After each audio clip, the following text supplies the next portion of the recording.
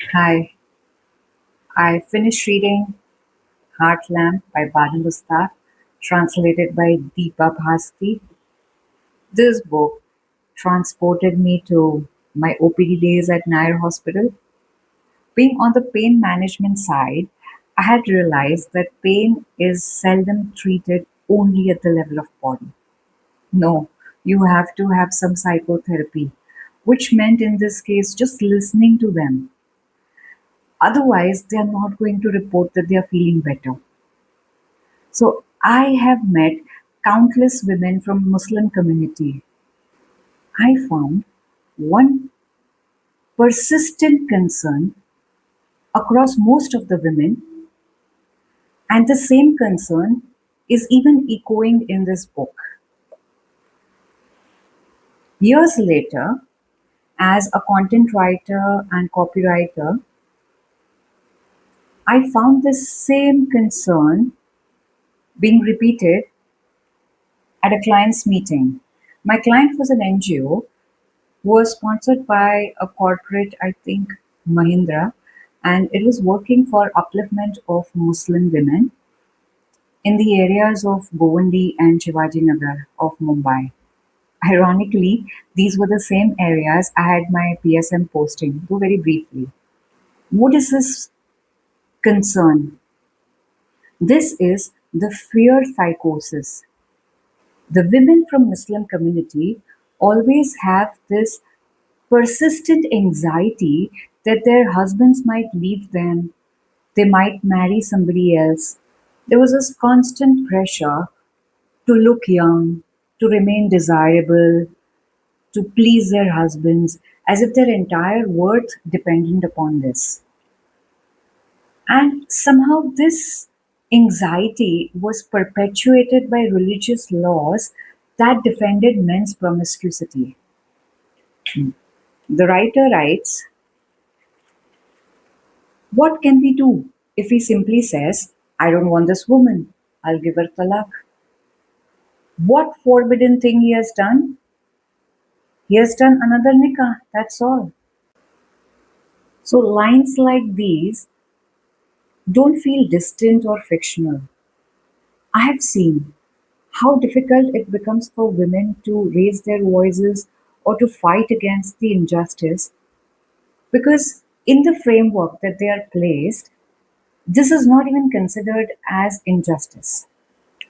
Mustaq writes, where the Sharia law remains is in the laps of poor women. What really impressed me about this book is the writer's style of activism. It's not at all confrontational or aggressive. It's very relaxed. It's measured, it's poetic. You know, the stories will flow gently, naturally, they will settle you down, you'll start enjoying, and then a critic comes unannounced, and there it will provoke you, it will make you feel, it will make you reflect. The way Deepa Bhasti has translated, she has managed to retain the colloquial flavor of the community that Banu Mushtaq represents. The book moves across different layers of Muslim community, young and old, rich and poor. It will make you sense everyone's aspirations, hopes, angst, desires. You know, it familiarizes one to this community. You see both innocence and ignorance, and to hold them together without any judgment is a skill. It is a great skill. I have seen this skill in many great writers, whether it's Mother Mary Comes to Me by Arundhati Roy or Maximum City by Suketu Mehta. I feel what really makes a writing good is the honesty with which a writer describes his her community, his her times, society, faith, etc. So I think honesty is the real ingredient behind the great storytelling. I feel like how a corporate provides ombudsmen to the women who are seeking justice, those who are navigating domestic exploitation.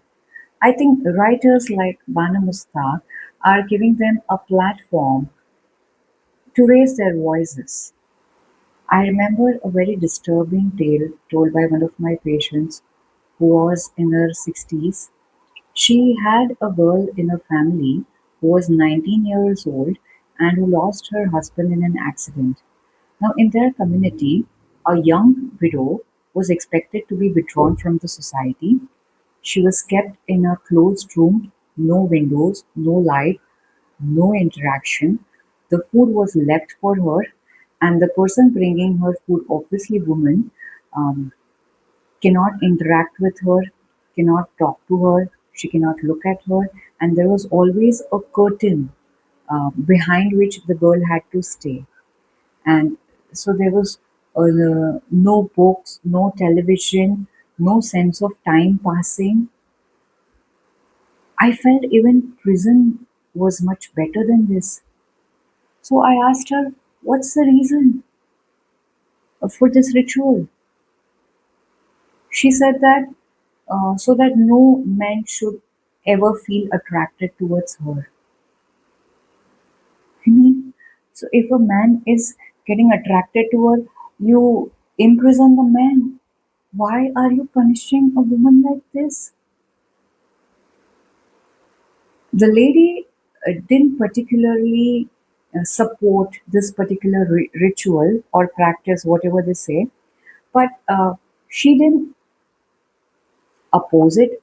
She did not have the courage, maybe, to oppose it, and she did not even have the inclination to do so.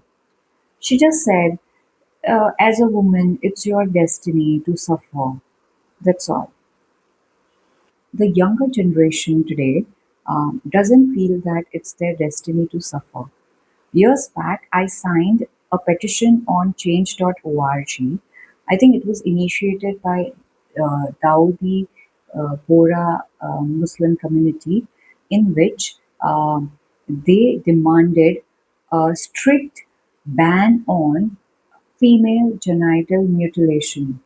Here, girls as young as 5 years and 15 years get their clitoris cut without medical supervision by untrained professionals under the pretext to curb their sexuality.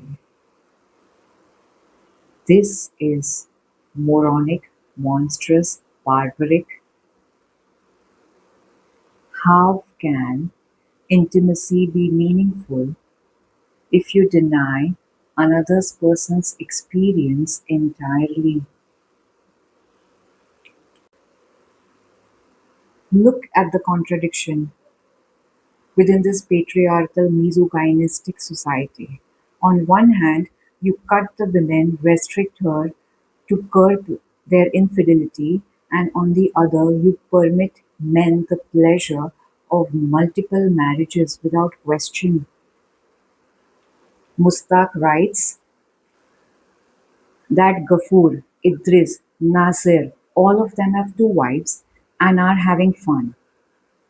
In another instance, a man doesn't need to seek forgiveness, not even at all, because nothing he does is a mistake. I feel it is the responsibility of the creative community to really bring up such stories and create an awareness. I remember a film Bol by Pakistani director Shoaib Mansoor.